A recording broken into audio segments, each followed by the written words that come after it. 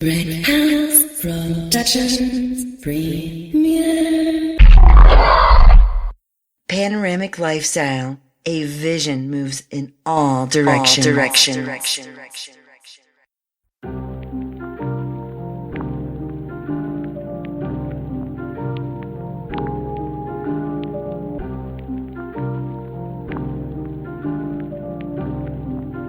Yeah. Perez in my city like Vegas. Like Vegas. I need 1 million people screaming my name. Really, I'm not with the bull, I'm stubborn, baby. Maybe I will or maybe I won't, and that's a whole lot of maybes. Got a whole lot of babies. They need some brand new Mercedes. Can't wait till we take flight. No more asking for favors. I got a plug on the west side. Hey, yo, man. If you give somebody the guilt trip in the quarantine, in the COVID-19 quarantine in 2020, if you giving somebody a guilt trip right now on a favor, fuck you. Straight up. And that's how we kicking off the show. Fuck you. Yo, it's your boy Koffe Black. Mr. Brickhouse in the building. I'm out here. Yeah. We gonna keep on giving y'all this goddamn content. Time after time after time after time again. Told you we not stopping. But we was chopping it up and we figured like, man, let's just go ahead and kick now we have amplified from show to show. You will notice that we're not in the studio. He is in his own respective home. Yeah. I'm in my own respective home. We are adhering to the social distancing. You know what I'm saying? Regardless if y'all feel if it's some bullshit, if it's not some bullshit, we're going to act accordingly. Okay? It's better to act accordingly and not get the shit than to get the shit not acting accordingly. Now you out here looking like an asshole. All right? So we just going to sit back and we going to act accordingly. But we were talking about, well, you go ahead, man. You tell me, because you brought it to me. I wasn't even thinking about it. You brought it to me. So I'll tell you how it even came to me. But first, to piggyback off what you said, I was had a little break earlier. I turned on the news. I'm watching that joint, and the question that you just asked is exactly what came up. Apparently, they were talking to a family who got rescued, or I don't know, maybe they still on the ship. I don't know. One of the cruise ships that have been quarantined, is hanging out outside. They can't dock. Yeah, they can't dock. Yeah. And so they talking to the woman on the phone, and you already know they just go, how are the reporters like? How are the conditions? Blah blah blah. And she, well, we're living in. Everybody's got like 20 feet of space to live in, so you're trying not to go crazy. They got the mask on and shit. And then as they kind of went through the program, she had to hit it. She had to hit it with the hard hitting question. What do you have to say for the people who are asking, why did you get on this ship during this crisis?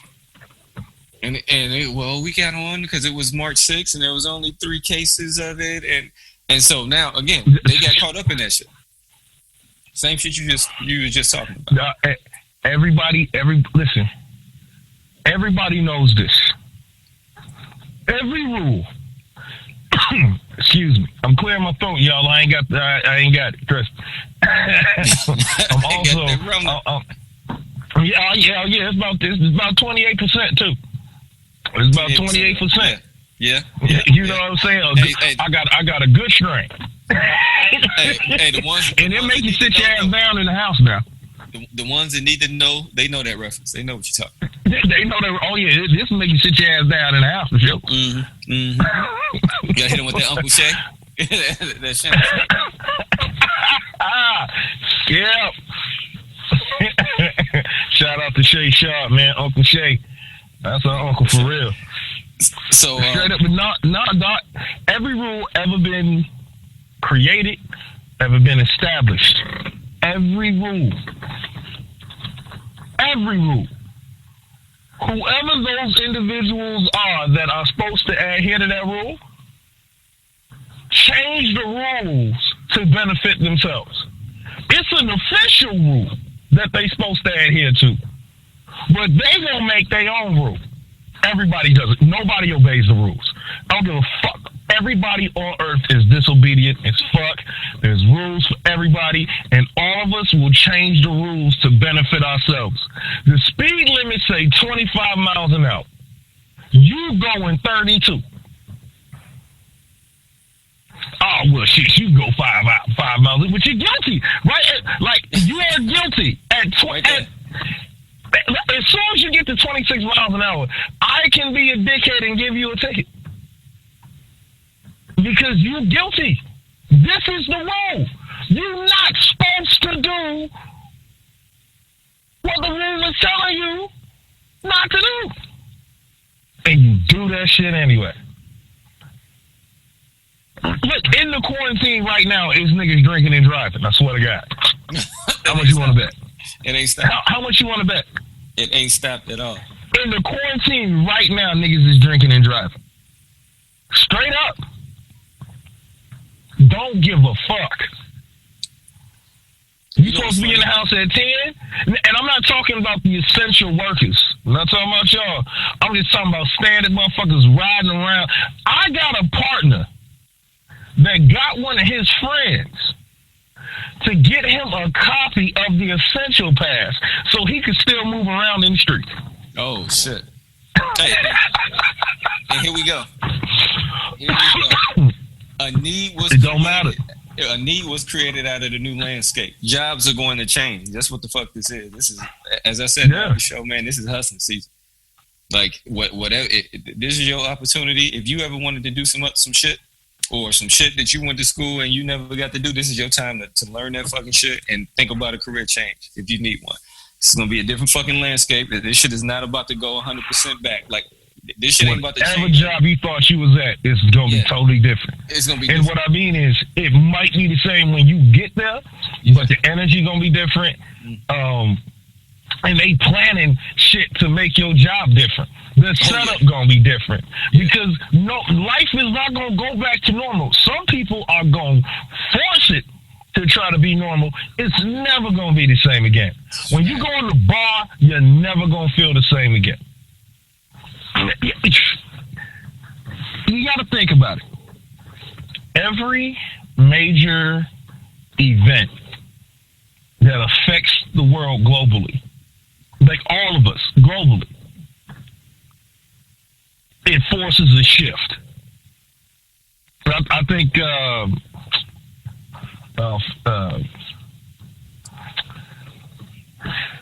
okay, I forgot her name. I hope she doesn't listen to this. Who's her new co-host? Oh, Faith. Oh, shit. Faith? All right. Okay. Yes, I absolutely just admitted that on air. I'm a terrible person. I know. I'll tell her about it. I'll tell her about it on the next show. I got you. Yes, also tell her, you know, it was a strain involved. Yeah, okay. 28%. All right, I want a buffer. You want a buffer? Okay. I want a buffer. But no, listen, man. Dude, everything. Absolutely everything is going to be different. I was standing out on the patio, and I heard some of my neighbors. It was a female that she was talking having a conversation or whatever. And whoever she was talking to, she was talking about the cooking that she'd been doing, since she's been down. And it was some extravagant shit she was trying to explain. I can't remember exactly what it was, but it was some shit. Oh, I had chicken and shrimp, and then I put it in the Alfredo sauce, and then this, and then this. And I'm sitting back. I'm like, damn, it's going to be hard out here for chefs because now everybody's, finding their niche in the kitchen. Oh, yeah. Hopefully.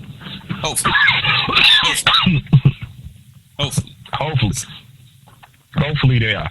But again, absolutely. There's going to be a lot of people. They not going to have to go to those 10:30 Monday morning meetings. Yeah. They're going to meet from their desk. Yeah. Your home office. Your sofa. Your home office. If the board members, if it's 12, however many offices you got, wherever you're working at. Guess what? It's a meeting at 11:45. You don't have to be tracked down and get everybody in one room. It's just going to happen from right there. And, I mean, that's happening right now, also to a certain degree, even beforehand, but it's going to be the standard now. That's the difference. It won't be elitists doing it anymore. It'll be the fucking standard. That's going to be the standard, bro. Everything that seems weird now is going to be the standard. It's going to be the standard. And for us, and people are like, oh, well, it was never going to be. Ever being a kid and hearing this like on a TV show or in a movie or some documentary, and life was never the same after that. Yeah.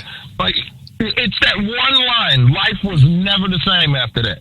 Yeah. Like, whether it was domestically, for that family, or what, like it's a total fucking shift. That's what's going to happen. It's going to be a total shift, right? So those people that lived it, life was totally different for them. Yeah. Yeah.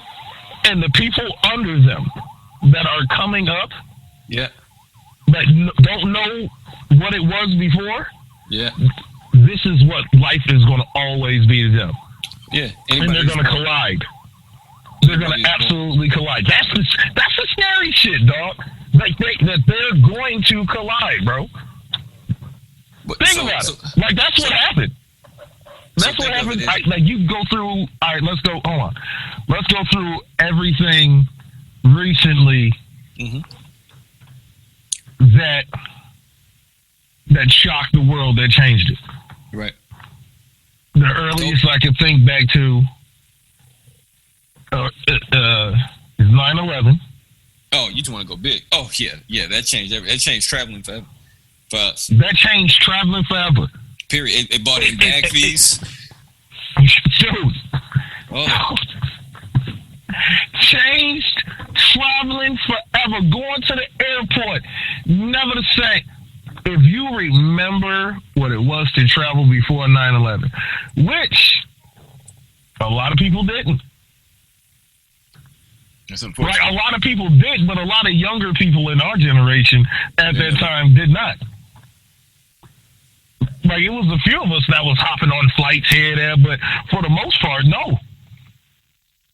But if you done it once, like, you remember, like, you never took off your shoes, took off your belt. You know what I'm saying? You didn't go through that body scan. It was a standard. Yeah. You put your belt on the back, and you already knew. There was one thing you already knew. I can't have no knife in here. Yeah, that's it. That's it. No gun. No pocket knife, no knife. Lotion, have all the fucking lotion in the bag you want. Yeah. So niggas don't know about that. Like, as a carry-on. They don't remember that. Oh, as a carry-on, you could go. You come through, you got a bottle of water. Boom. Or a canteen, whatever, you know, your little, whatever you want to do. Little things, crafty, fucking hipster type shit motherfuckers carry for their beverages now. Yeah, the little thermal, they not thermal. Yeah, the thermal shit, or whatever keeps it cold, keeps it hot, infusion, or whatever they want to fuse, because I like a little lemon in my water, I want it to alkaline in my body, that bullshit. I was mentoring at a school last year, and it was a 7th grader who had one of those, and he had a Trump stick on there at 7 years. Of course he did. In the school. That shit was hilarious. Of course he did. And I'm not bagging on him. I'm just saying, of course he did. Not shocking. Dude, that's what travel was. Yeah. It was that simple. Never the same. After that shit, fuck. The paranoia. After 9/11, I think most famously Chris Rock joked about it. Like,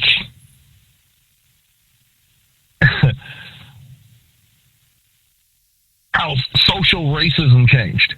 And that's not even like a phrase or anything. Maybe it is. I don't know. I'm just throwing it together. And what I mean is, it was black versus white like a motherfucker, right? like a motherfucker. And now I think we've gotten back to that. Is it that we back?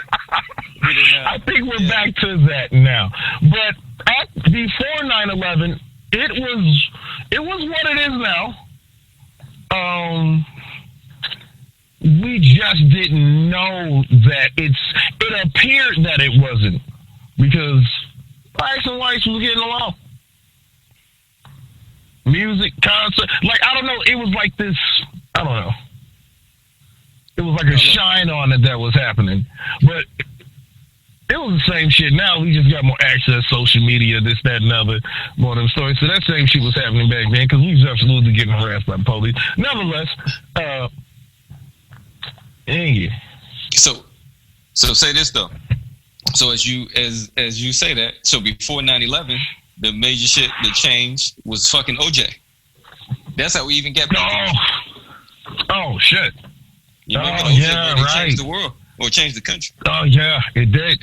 Fuck that. Okay, so socially, that was a social, right? Mm-hmm. Right. Okay, so a social application changed the world. Right. Like, so now, so the country's in shambles in 94, something like 95. Something like that. I think it might have been, was it 95? I think it was 95 or whatever. And then we going along. And then, you know, music helped out. Yeah. Music broke down the barrier a little bit. Yeah. Tupac died. Integrate. That's what it really was. It was the MTVs, BETs. Yeah. It was music, bro. Music has always done that shit, though. Mm-hmm. Music has always been universal, right? But then we get to 9/11. Remember when motherfuckers was shooting at the yeah. I guess the politically correct term, hey, Middle Easterns. Middle Eastern. I don't know. Whatever they want to be called. I don't think that's right. Well, hey, let's go with it. I don't think that's right either, because I don't want to all call them the same thing, because I don't know what everybody is. And I want to be right as far as, like, not ethnicity. So ethnicity, there ain't, like, no, or no. Muslim, and I don't want to say that because I'm not sure everybody's a Muslim. This is going down. Because you know how now media be like Muslim. No, I mean, all right, well, let's keep it funky, cuz. Man, I thought this was a good idea. It's not. This is horrible. It's going down. I'm being a bigot right now, but I'm just telling you, it's not me. It's not my thoughts, but this is. I watch this happen all the time. There's like no race. Okay, for instance, like everybody in America that's black ain't an African American. Mm-hmm. First of all, that's, again, that doesn't even fucking make sense. Like, I guess we just decided, like, over time, oh, yeah, we've been saying it long enough. Yep, it's good. But you can't be both. It's not like, oh, he's European American. Remember, motherfuckers weren't saying European American and, oh, they're Mexican American or Tex-Mex as some people. Yeah, I see that. Some people like to. Yeah, no. Come on, man. So now we were just like, all right, we'll do the color thing. Well, the color thing always been there, black, white. You might not be African American, but you're black, boy. Like, right. Like you were saying, like, I don't know, all that shit. Anyway, nevertheless, people turned against folks that of Middle Eastern descent. Now that is a sentence. I'll take it. I think that's accurate. I'll take it. Whites, blacks, Mexicans, Asians, not everybody, but there was a faction of the population that everybody was looking at them a little bit different. Not everybody, but yeah. And and so through COVID, people were looking at them different. And what's happening to the Asians? That's happening to the Asians right now. Right now, same shit. Mm-hmm. Go ahead, same shit. Matter of fact, they came out and asked. There was an article I read. I don't know what faction it was, but they came out and the Asians were asking for Black Americans. So stupid. That's dumb too, Black Americans. But whatever. Man, I just realized how dumb that shit was. But I'll get into it on another show. Anyway, they wanted our sympathy. Because they said, you guys know what it's like to feel this way after slavery and shit. Basically, stand with us in our, time of distress or need or whatever. Distress or need or whatever the fuck. And I'm just like,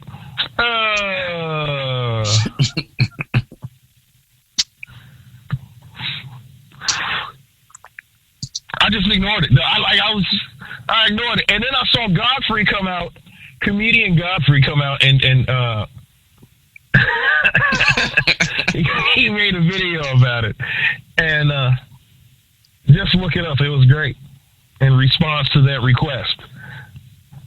I'm get the fuck out of here. I felt bad. I felt bad for Middle Eastern Indians or whatever they want to be called. I felt bad for them after 9/11. I was like, God damn, man, this ain't right. This shit ain't right. And white folks was like, remember when Chris Rock did that shit?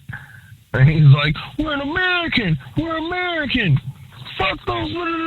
You're American. Well, and we was joined at the hip. We was tight. I think that was Rock that had that bit. I think that was Chris Rock. Yeah. They was like blacks and whites was Trump tight. He was like, hey man, we can put our bullshit to the side. We gotta watch these motherfuckers. That was an ideology at that time. It's a lot of, I don't know how, again, what our demographic is going to be or what it is. Yeah, but if you in your 20s, 20 to probably like 30, you might not remember that.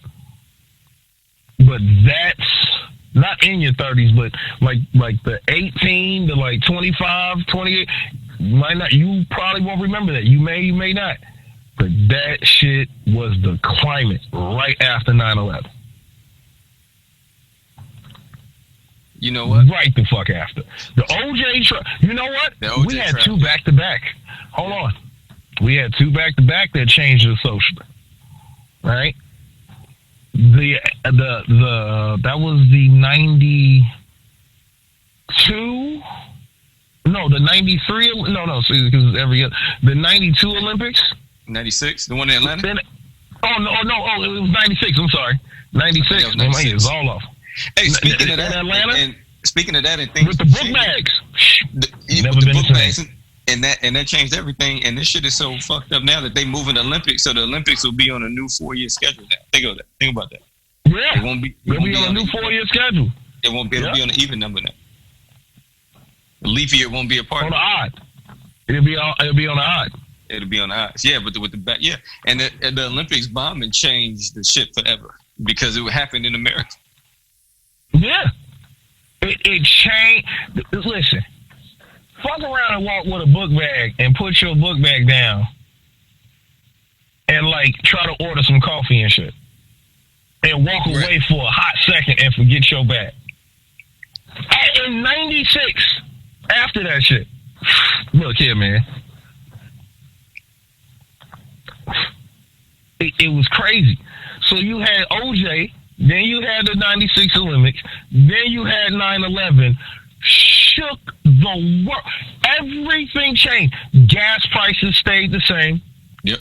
High as fuck, and then increased like a mother. Dude, I bought gas the other day for like $1.35. Yeah. And I put $10 in my tank. Yeah, boom. I couldn't fucking believe it. You can't believe that shit. Like, I couldn't believe where my gas had went to. You remember doing that 9/11? They were rationing gas You remember? It was scared. People were scared. They were rationing gas out. It was lines at the just like how it was lines for tissue and shit. Now it was lines for gas. That was the thing. So it's just a different sector. But it's the same shit. I was ciphering gas. I remember. That's when you were still gas.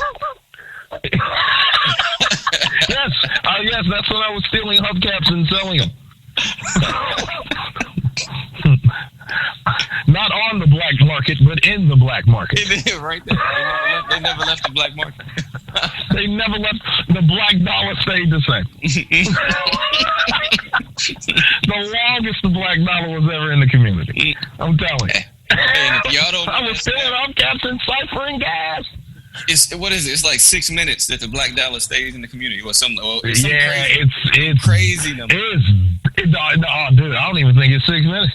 I don't think so. I think it's less than that. And if y'all don't know what we're talking about, is a black dollar going to a black establishment? How long it stays once you transfer that? It's something like you said, bro. It's something like a minute or 5 minutes or 2 minutes. Yeah, I think Asians. I think Asians have the highest circulation time elapse. Yeah. On their currency, staying in their community, in their culture, in their community. It's like days, right, or a couple of weeks, or some shit like that. For something like that. It's high as fuck. It's high as fuck. It's like a couple of weeks before that shit goes into another community, or as far as commerce goes. Yeah. And what that means is they're buying a product that is not owned or have been created by a member of their community. And that money is now transferring and going into their community or whatever. Like, that shit is... Yeah. It's simple. Well, I believe it's simple to understand, but incredibly complex. Like, when I first heard that study, I thought that was amazing. Like, what made anybody think to research that? Well, I guess the economics do. That's why they do economic shit. Yeah, you hope so. Most of them, for the better. But but again, nothing was the same. Nothing was the same. Nothing like goddamn Drake album. Nothing was the same ever again.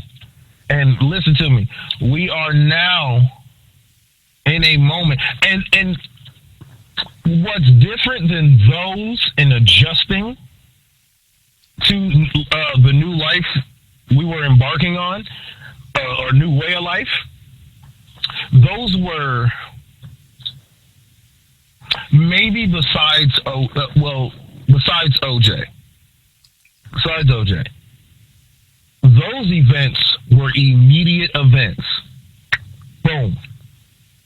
We didn't expect them to happen. They just fucking happened. And after that shit, we were literally adjusting on the fly.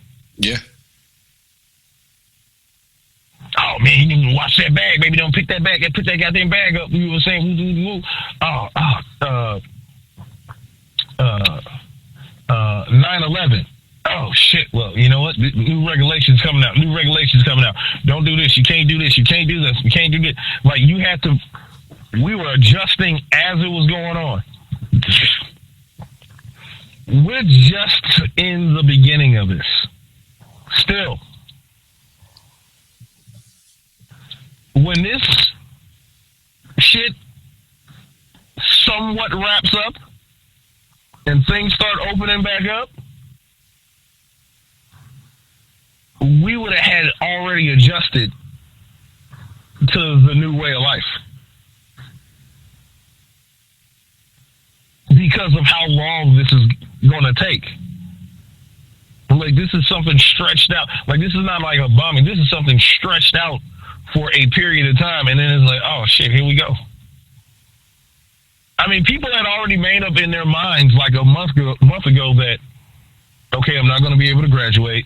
I'm not going to, go to prom. I'm not going to do this.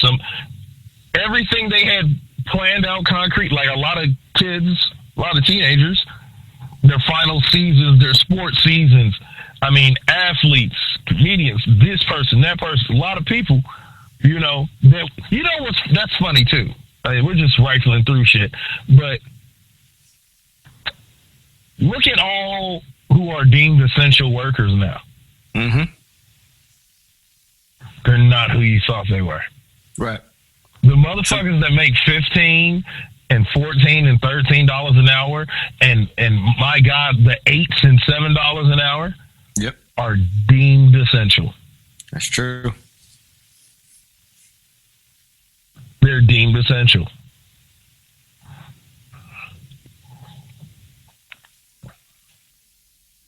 That's wild. There's a lot of motherfuckers that's making $30 and $40 an hour, or unless you have your own business. And then if you had your own business, you're an entrepreneur. They bellying up. I think Booking.com just bellied up. I wouldn't doubt it. Or they're gonna end up bellying up. I seen an article about that today. I was telling somebody maybe a few months ago, and this was before all this happened. I was like, listen, you're a business owner, and you've been doing pretty well, and I see you progressing, but you got to understand, you always have to be able to run lean. And if you start your shit from a grassroots, you're gonna be super lean, right? You take the time to build up the resources. That trains you for this, right? When you built your business that way, when it's time to scale back down, you just get back to what you was doing best in the beginning. That's it, and you figure out how to make that shit relevant to what it is. So what's about to happen is it's a forced change of a landscape. So if you can't come out here and figure out how to be relevant again in a new marketplace, your business is gonna shut down. And that don't matter. That don't matter if you're a giant. Yeah. You know what I mean? You can be the biggest fucking company out here. If you can't figure out the new business model quickly and integrate it and have it accepted by the people, that's it. Your company collapses. But while companies are collapsing, other companies are gonna appear and merge and come into play, because there's gonna be new needs. Like what did you say? Your man had the what was the sticker he needed, or the pass, so he can move around. Oh, the essential pass. There was never such thing as an essential. And that was created. That didn't. You see what I'm saying? There was no essential pass, right? So it's probably just like it was no handicap sticker at one point in time. Some shit had to happen. Oh my God, what was life like before the handicap sticker? That's absolutely right. How many handicapped people went through unfortunate moments before they got recognized? Yes. Like, I like to think that it was a protest of like handicapped people in wheelchairs and broken legs and broken arms and or they needed walkers and shit, and they was like picketing and rioting like shopping centers and bank parking lots, and they just, it was like this global thing, and they were just like, you assholes keep parking in the front. Right. You're taking all the goddamn close space. Sick of this shit. You're taking all the spaces. You're doing this. You're doing that. You're not and then so it had to be a thing. Because this is there's the handicap sticker. That's damn near a federal law. Right? Because I've never been in a town or pulled up anywhere that didn't have like a handicap spot. It's probably federally mandated or whatever it is. So here's a question for you: who came up with the design, and what was the debate process for coming up with that logo? Like what were the other pictures for the logo? Yeah. Oh man, I don't even know if I have enough weed for that one.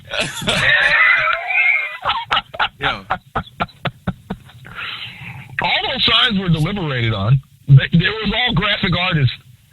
And then the graphic artist that, like, you're famous for that. Right. Like, it was somebody's design, right? Like, globally. And people don't know their fucking names. At all. I wonder if you can Google that. They say you can Google everything. If they have on the internet, who was the creator of said signs? Think about all the signs. They had a multitude of different logos for them. Before the one is like how part of the world is on the metric system and the other half is on the whatever system that's called. You said, what you say, metric? You know how half the world is like on like the metric system. Oh, kilometers and meters and shit, and then miles. Yeah. And another half is, you know what I'm saying? So I got it right here. It was a Danish graphic artist, Suzanne Koffe, I guess is how you say that. Designed the now well-known logo of a stick figure sitting in a wheelchair in 1968. The symbol was later revamped with a head added to the body and designated an international symbol of disability by the United Nations in 1974. There was a process, and you guys, because I know we haven't, you never thought about that. You just know it's a handicap space. But a process happened to get the handicap space. It's the same shit right here. That's what we got to do. I wonder the other ones that got beat out. Like, I really am wondering what the other ones that got beat out. What else did they do? What was the other approaches? Yeah. Every sign has a multitude of them before one is settled on. And then decided by a governing body. This is diving deep into the hole now. Now we're diving deep into the rabbit hole. Just imagine somebody voted against it. I know. That's what I was going to say. They wanted something else.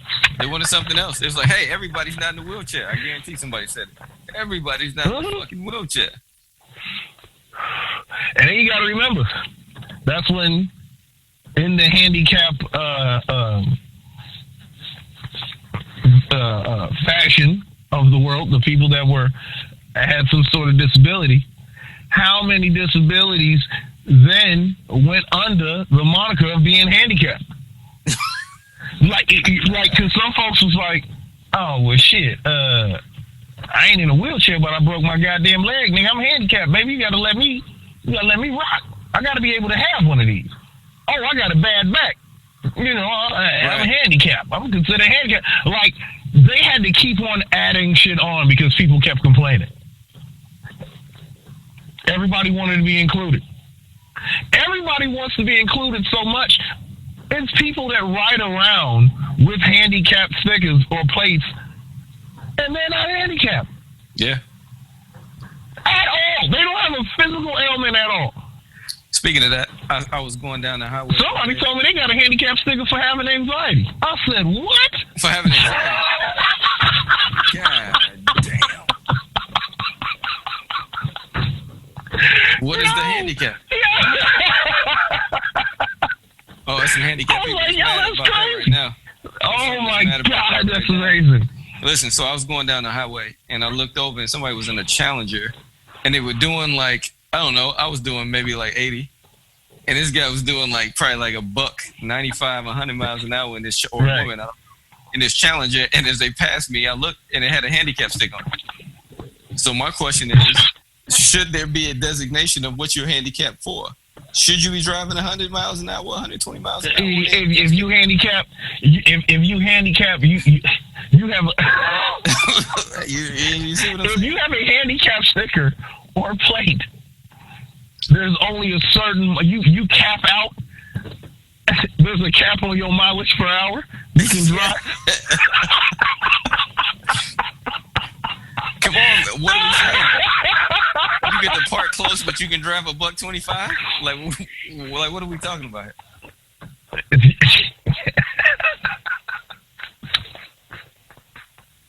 Is it wrong? Probably.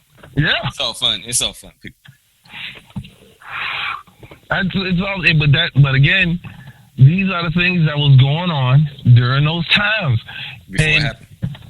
Before it happened, like it's a lot of us that are not going to understand in 20 years what it was like before. At all. And it's with simple things too. It's not just, listen, technology changes. Yo, I was talking to my kids and my son asked me, he's like, dude, what did you guys do on the road if you blew out a tire or if your car shut down? Like, you guys didn't have cell phones. What would you do? I was like, boy, your ass would get out. If you was by yourself, you lock your door, turn your hazards on, and then watch this. And it was a time when hazards wasn't even a thing. It wasn't even a thing at all. You just lock your shit and go. Yeah. It's like in the And you if you got a car before 64 or some shit like that, you don't even have to have a seatbelt in your shit. Because it wasn't the law back then. Like, it's okay for you to drive with no seatbelts in your car. Because it was then. Well, yeah, you lock your shit up and you walk. Go ahead. And you walk to the next town, and hopefully it's a mechanic in that town.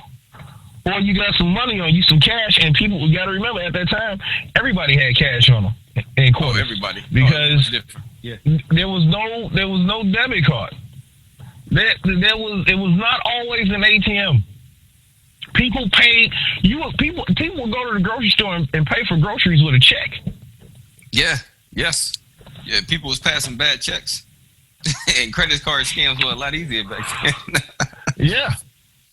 People would put a post-dated check, and like, okay, they would write out the check for the groceries, but then post-date it so the company don't cash it until the 3rd. I mean, it's the 27th, and then that's when the term bounce check came from. Like, the check would bounce. So you didn't have enough. Oh, you didn't have enough bread, and then you had to deal with some bullshit from your bank.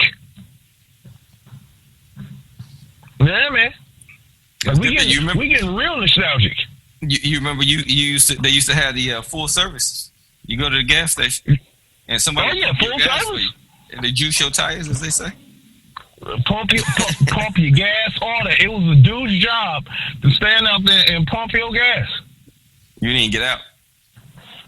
Yeah, of course he wanted a tip. Of course he wanted a tip. And of course he wanted a tip. You give him $2, $3, going your way. Tenzo. Give them when you pull up, man. I need 10. I need 10, baby. All right. You check, you pump, and keep it rolling. Keep it going. And people are like, "Oh, I had to pay another $3." Gas was like 97 cents. Yeah. A gallon, or less, 78 cents per regular. We got so immersed in knowing everything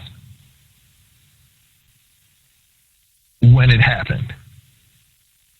There was a period in life where we were yearning for every news story. And you had 24-hour news, and emails started happening on cell phones. And again, technology got better and better, and it was more knowledge. And for the media, their ethics changed, because it wasn't about having the story right. It was about having it out first. If we get it out first, more people are going to tune in to us. So it was a battle. It was a constant battle. It's a news story. We got to get there. We got to have it. We got to have it. All that happened. Still to this day, that's going on, right? And part of that time was we needed the information immediately. Okay? That was absolutely happening. You had the media, we had us yearning for it, then all of a sudden the cell phones came along, and now, dude, if you are uninformed in this world right now on an event, there's only one caveat in which I can get you not hearing it, because it's so much shit going on and so many stories, and there's so many major stories that you can miss one and know about the other 19 that happened. But there is no room anymore for you not to know what's going on in the world. There's no way. At gas pumps now, they have TV screens with 24-hour news, updating you on sports, weather, and your local news stories. And national news stories. That comes on only for the time frame when you pumping gas. Yes, that's it. Remember when this was probably Oh man, this is probably most of us still putting 13 years ago. Putting 5 in the tank, so it ain't your viewing ain't that long. Your view ain't that long. Your view ain't that long in the video. It was maybe 12 years ago. Maybe 12, 13 years ago. It was a guy in Atlanta that was on trial. And he broke free, shot 2 bailiffs, shot 2 more sheriffs, gets outside, steals 2 or 3 cars, ends up kidnapping a woman and being held up in her. It was a statewide manhunt in Georgia. This happened in Atlanta. It's was it early 2000s, right? No, I think it was later. It might have been 03, 04. Yeah, that's something like that. I think so. It was something like that, right? And that whole thing happens. Long story short, they end up finding the guy because the woman he kidnapped, she made him pancakes. She made him breakfast. And she talked to him and talked him down into turning himself in. Safely. You remember that? I remember that. It was the biggest fucking story. And maybe 2 weeks later, we're on the phone with our friend from Detroit on a 3-way call. Yes. And she goes, "No, I didn't hear that. I don't know what you guys are talking about." And it was kind of an intense conversation, debate we were all having. And we were talking about being uninformed. It was so deep. It was so deep. She brought up the miseducation of the Negro. Yeah, by Cornell West. You remember that? It was so deep. She told us both, "Have you two ever read The Miseducation of a Negro?" And I responded in only Koffe Black style. I said, "Have I? Bitch, I'm living it." And she hung up the phone. She was so upset. That was it. She was so upset. I'm like, dude, no, I'm living the miseducation of it. I am miseducated as a Negro. What the fuck are you talking about? I don't need to read his book for that shit. And you, madam, have no excuse for not knowing this. I thought it was asinine that how could you not know this? Oh, well, I don't, she was like, "I don't watch TV like that." This shit is on your phone. This shit is at the gas pump. And people are talking about it every day. It's some events that are so major that in your regular everyday conversation with maybe the 40, 50 people you come across during your week, somebody's going to make mention of it. There's no fucking way. There's absolutely no way that you could go around now and say you don't. Dude, a person I know told me that they had a family member come up and visit them unexpectedly, complaining about everything being locked down, and did not understand at all what was going on. Oh, man. Didn't understand, did not know anything about any quarantines, any lockdowns, nothing. Mind you, this person is on social media. Constantly. Not just has social media, but is not active with it on social media. Active on social media. Right. Has a TV, has a job, and does not stay in a rural area. How in the fuck could you not know what is happening right now in the world? Specifically in the United States.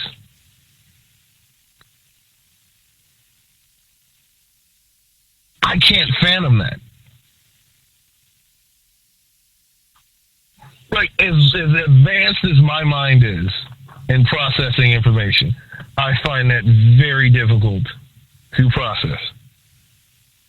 I was flabbergasted when they told me. I was like, wait a minute, what?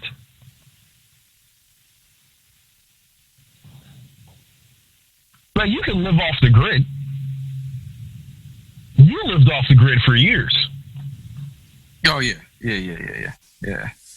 I still do. I just gotta be a little bit more strategic now, because I be out and about moving around, doing. And you lived off the grid for years, and even that's about to change.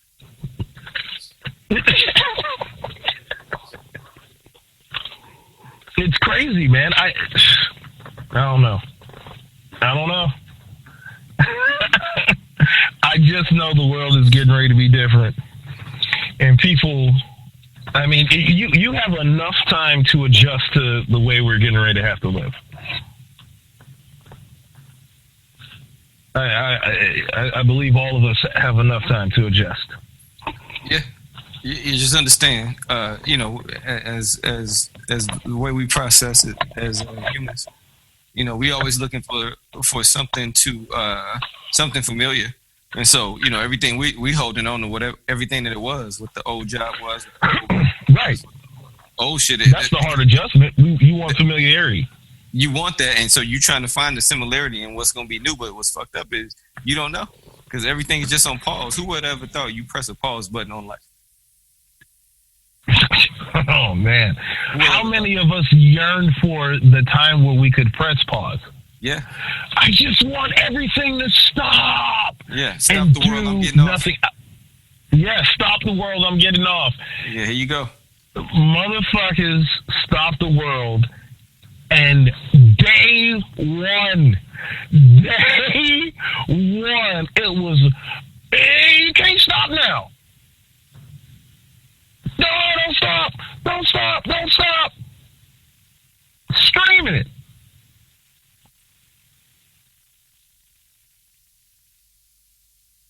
Just think about the music that's going to change. The songs yearning to be outside. There's going to be a country song about this bullshit. Oh, yeah. There'll be some new blues singer singing about this shit. Who's going to have the first hit record about the COVID? Ooh. I guess I would have to go with genre first before I could even think of an artist. Oof.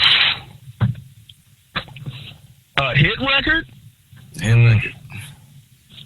I don't know, man. It's probably somebody you don't know. You know what I mean? It's gonna be somebody new. Right. You know what? It's probably gonna be somebody new. And that's okay. That's okay.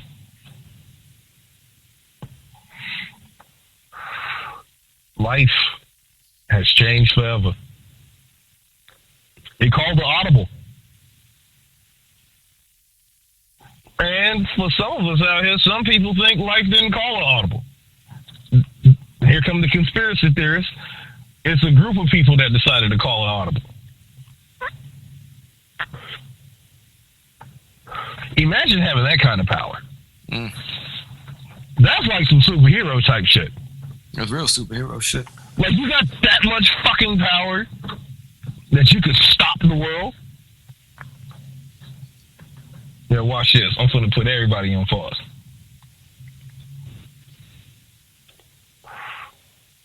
And how come it's never been done before? Has the world ever been on pause before? Minus the wars? Maybe the wars. Maybe, the depression, I'm sure. Whenever, when that, basically what we... Oh, yeah, dude. Similar going into or in right now. Ain't no similar about it. Yeah, you know what? A lot of people are depressed. Yeah. Somebody's going to get PTSD from this shit. Yeah. Oh, yeah. If you've been living and it's been sweet, You about to understand what it is to live on the other side for a minute. Yeah. Oh, yeah. Welcome to the other side. Welcome to the other side. Now you got to make those adjustments. Best believe you got blitzed, and life is showing blitz. Every down. Every time you touch the ball. Let me tell you something. I don't know where y'all at in y'all games, okay? In y'all individual games of life, I don't know what quarter y'all in. Look, just know, before every down, life is coming after this until the game ends. And it's Ray Lewis, Brian Urlacher, Ronnie Watt. It's the greatest assortment of football players on the defensive side that is mean as shit. The sheer best assortment of 11 motherfuckers on the field. And they blitzing. Deal with it. Call the right goddamn audible. you getting ready to learn right now what calling the audible is all about. Because whatever play you got called, hey. It ain't going that way. Just know it ain't going that way. You still have to call a play. Don't get it twisted. That's what calling audible is in life. You still have to call a play. All right, you know what? I just got to switch this the fuck up because I don't know who the hell is coming through this line and when they coming through, but everybody's goddamn coming. Let's switch it up. I need you to go across the middle, like right the fuck now. Don't go left, go right. You switching up the line calls for the lineman, who to protect you from. And you're probably going to have to fucking run. You got to make an adjustment on the throw. You got to scramble. You are scrambling. And whoever can scramble and be the most efficient will come out of this on the other side. On the other side. And there's going to be a lot of y'all motherfuckers again, the game is going to end. And it's not going to end in your favor. And it's not even your fault.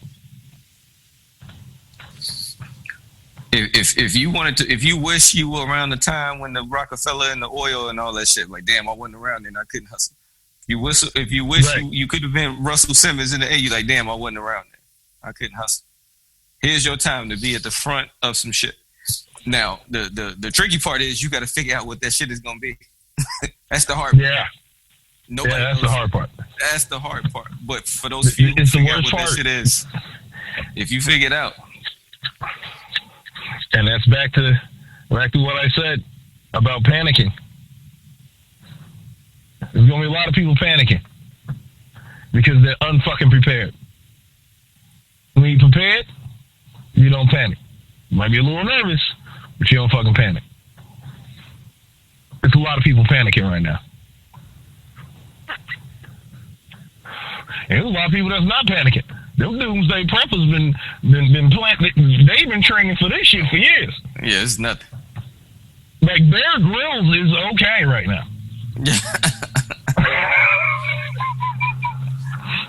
If you're a survivalist, you are okay right now. You're okay. But everybody else, unless you catch coronavirus.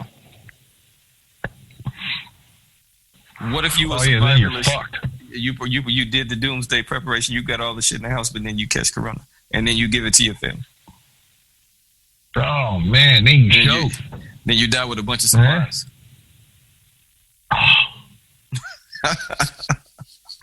Oh man, you can't that win. Is so horrible, dude. That is so horrible. It is. That is horrible. Life absolutely can just fuck you with everything, being prepared for everything. Everything. It can. Yeah. Did you see the interview with Eminem when he was on Mike Tyson's podcast? Oh no! I was supposed to watch that. Was it So good? he was, yeah. He was talking about that. Where did he just perform on the? Was it for the Oscars? Maybe. I'm not sure. Whichever where he just performed on the movie based joint. He was saying, when he performed, he was like, "Yeah, we prepared and like over prepared and super prepared for everything because it was such a big stage. I want to come out there and make sure I was good." But man, M said he gets out there, starts rocking his mic pack, from his microphone. He connected it on his pants or his belt buckle or whatever. But he said when he came out and started performing and jumping around, the shit came loose. And so he rocking, and he's like, he looked down and saw the microphone swinging between his legs. So he grabbed the shit. And through the whole performance, he's like, I'm going to put it in my back pocket. Then he realized he didn't have no back pockets. This is all while he's rapping. He didn't have no back pockets. So then I finally stuffed it in my front pocket. And by that time, the whole song is over. So he missed the whole performance. He said, I haven't even watched that performance because I think it's all fucked up. Everybody else is like, we didn't even know that shit was happening. But he can't even watch, as big as that performance was, he can't even watch that shit because the shit went wrong. And that's exactly what he said. We prepared for every fucking thing, but we could have never prepared for that. Come on, man. I love those stories. Yeah. We prepared for everything, but we never could prepare for that. There was no standard operating procedure. Nobody even talked about for that thing. Yeah. That's why I tell people, man, nothing goes as planned. Fucking nothing goes as planned. Life does not give a shit about your plans. I don't give a fuck how type A you are. It does not matter. Life don't give a shit about your plans. That was the most prevalent thing that Heath Ledger said as the Joker in The Dark Knight. Phenomenal writing for that character. Absolutely true. Life don't give a shit about your plans. And just to be shitty, it will throw. So if sometimes you made plans and it feel like for some reason it's like, oh, okay, well, yeah, that was kind of expected. You could work around some shit, but it's so batshit crazy. It's like, wait a minute, like you couldn't even get back on track. Like it literally just threw everything off, and you kind of felt like somebody was fucking with you. Yeah.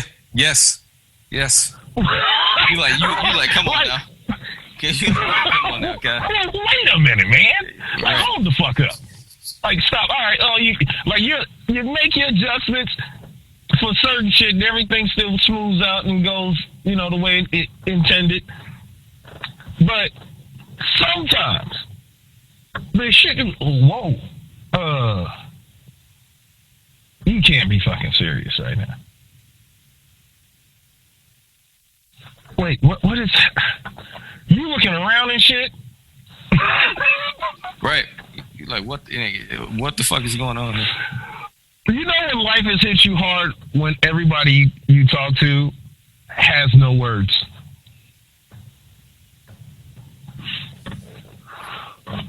They just got jargon. They be like, oh my God, are you serious? Wow. And they all say the same thing. I'm sorry. That's all they can say. I'm sorry. If you can't, you're speechless as to what this person just confided in you.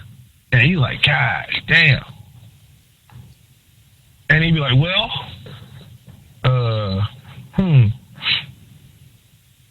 There's everybody has an idea, but it doesn't feel well enough. You know how that shit ends? It ends with, I'm gonna pray for you. Oh God. That's it. I'm gonna pray for you. That's all I got. Imagine hearing those prayers.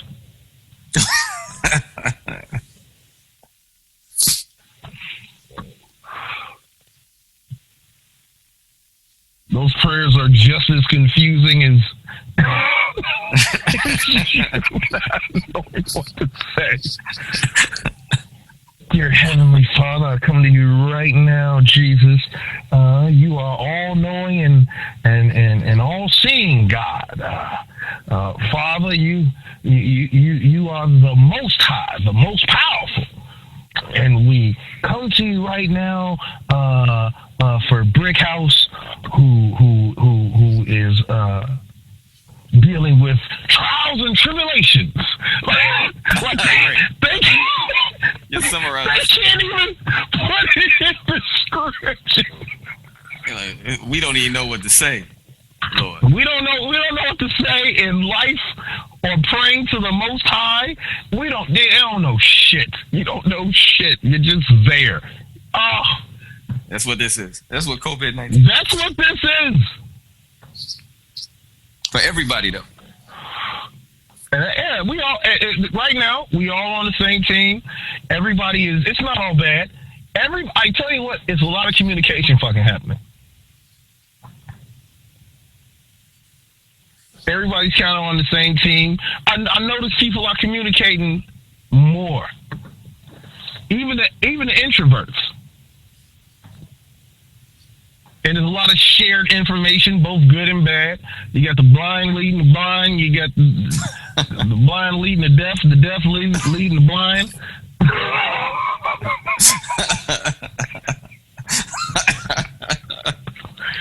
You got folks calling audibles that don't even have to.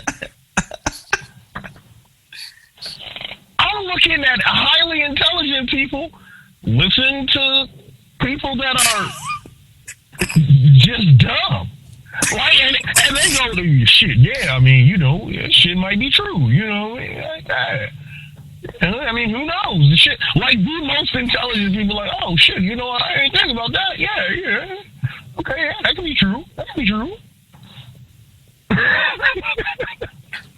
Dude, you don't have to call that audible, buddy. You don't have to. You don't have to at all. You see the field. Like you see the field.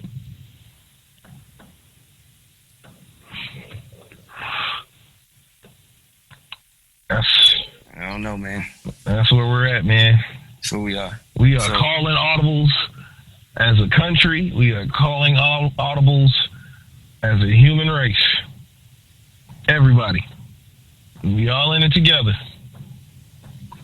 I was just telling somebody today, I said, hey, man. He was like, oh, man, I see you out there, you're getting your health together, you're getting back right, you're getting in shape. I said, listen to me.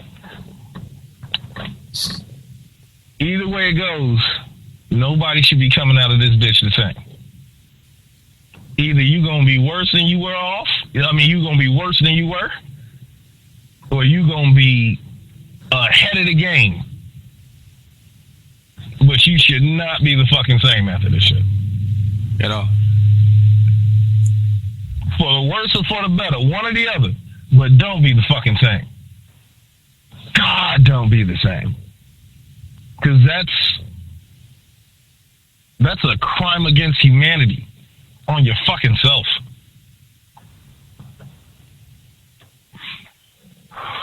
I encourage you to be for the better. Hell, I even encourage you to be for the better for the worse. I encourage you to be better at being worse. At least you're better. At least you're better yourself. At least you're better. Like if you're like an asshole before this, you should absolutely be even more of an asshole. On the other side. People will need that. On the other side. People are going to need that. Like you are going to be needed. The asshole is needed in life.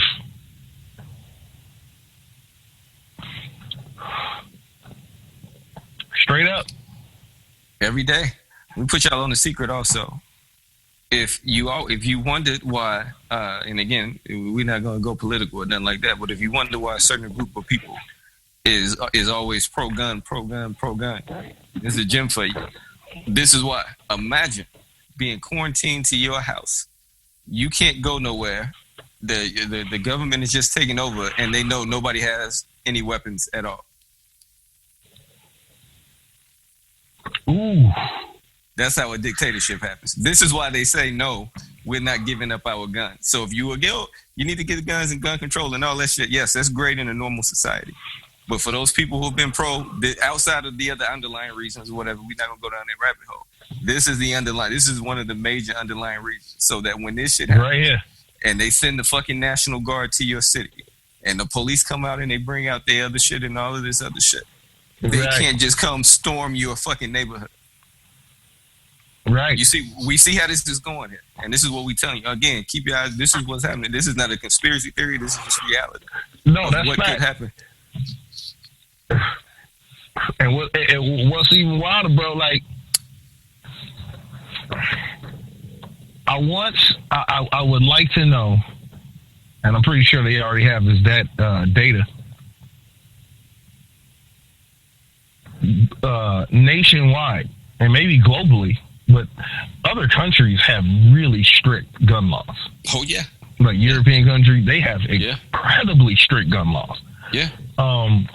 But in America, I would like to know how much firearm sales increased over the past 2 months. Yeah. Firearms and ammunition sales. How much they increased. I know there was a huge surge like what, 3 weeks ago? 4 weeks ago. I mean, it was after the tissue and the bread or whatever the hell it was, and then the next thing ammunition for like 2 weeks. And still, it's steady going. Just stockpiling, and they're stockpiling because there's fear there. Those tough motherfuckers that know how to handle themselves, they're afraid. There's fear. They'll say, "Oh, I ain't scared of shit. I'm gonna be prepared." Fear is not always a bad thing. I know people are hard on, the scare tactics and all this shit that's going on, politically or, conspiracy-wise or whatever. But fear gets you goddamn prepared. You can use fear. That shit'll get you prepared. Straight up. And a lot of people are copping guns because they're afraid. I just want to feel safe. How many partners we grew up with, directly and indirectly, that got caught slipping? Yeah. With their piece on them. Yeah. Don't mean shit. That's the other side to that. It is the other side. As prepared as just like you, just circling back around. Yeah. You can be as prepared as you want to be, and life will throw some shit at you, and you be like, "Fuck." All right. And everybody's gonna be like, "Oh man, he rolled gripped up. How they catch him slipping? He ain't see it." That's what getting caught slipping means. You didn't see it coming. If y'all didn't know that. It's a portion of folks that don't even understand that terminology. At all. Crazy as that is. They about to understand it now as this continues. I guarantee you that. They about to understand a whole lot. Motherfuckers got caught slipping. And matter of fact, at this point now, if you catch COVID-19, you got caught slipping. You got caught slipping. That's it. Is that simple? Got him, coach. I'm going back the other way.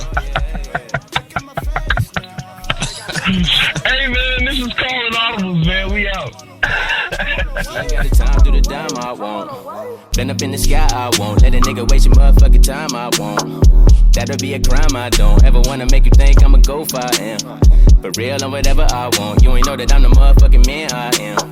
Scooby never slacking on fronts. I can make a shit splash, I'ma dash on way. Got a whole lot of cash in the stash on way. Got a chick in the whip with the cool on way. That's game for the team, we don't lose on way on.